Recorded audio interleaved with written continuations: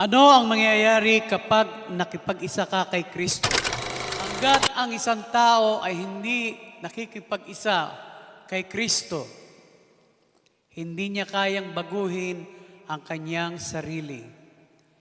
He will die in his old nature, in his sin. Siya'y mamamatay dahil wala siyang kakayahan na labanan ang kasalanan na kanyang kinalakihan mula pa sa sinapupunan ng sa kanyang magulang. 2 Corinthians 5:17, kaya't kung nakipag-isa na kayo kay Kristo, ang isang tao, isa na siyang bagong nilalang, wala na ang dati niyang pagkatao, sa halip ito'y napalitan na ng bago. Hindi po ito automatic na once na kay Kristo ka na, ang sabi rito, wala na yung dati niyang pagkatao. Hindi po ito automatic. It's a process. Ito yung tinatawag na sanctification process. At sinong gumagawa nito? Only the Holy Spirit who was given to us as a seal of our redemption. No? Sa ating pakikipag-isa kay Kristo, kasamang ipinangako ng Diyos sa atin ang banal na Espiritu Santo. And through the power of the Holy Spirit, day by day, hours by hours, binabago ang ating buhay, ang ating puso, ang ating kaisipan, ang ating pagkatao. It's a process. Okay? Kaya nga, kung papansinin natin ngayon, sino ba sa atin dito yung dati yung mainit ang ulo, maikli ang kanyang pasensya, may pagmamataas, may pagmamayabang, makasarili, no? But now, look, what happened?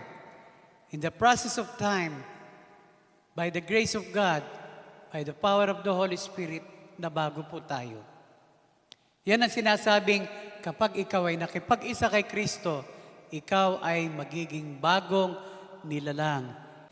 Ayon kay John Calvin, he emphasizes that being in Christ signifies a fundamental divine transformation.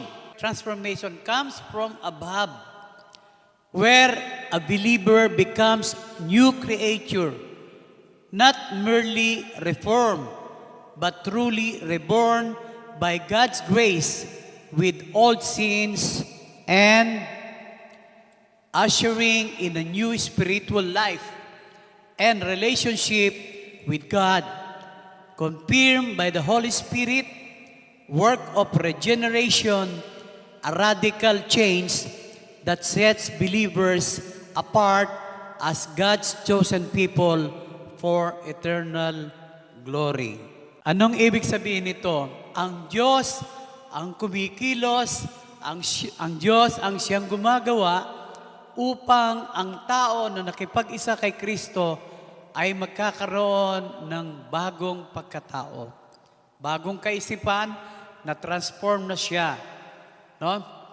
Sabi nga sa Romans 12 verse 2, do not conform to the pattern of this world, but be transformed by the renewing of your mind.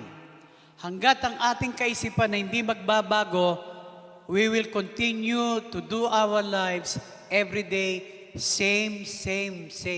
Kami nagsasabi na kay Kristo ako o kay Kristo ako.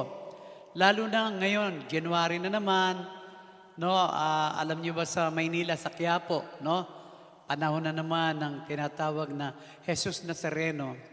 They were very religious, they were very pious, they were very loyal, na pagdating ng ganitong panahon, nagpo-prosesyon, sumasamba, may naaksidente pa nga, may namamatay, Pero may pagbabago ba? Yes, sometimes they claim there is healing, there is transformation, miracle. Pero ang pinag-uusapan natin dito, hindi yon. What we are talking about is the sin that the people is committing every day of their lives.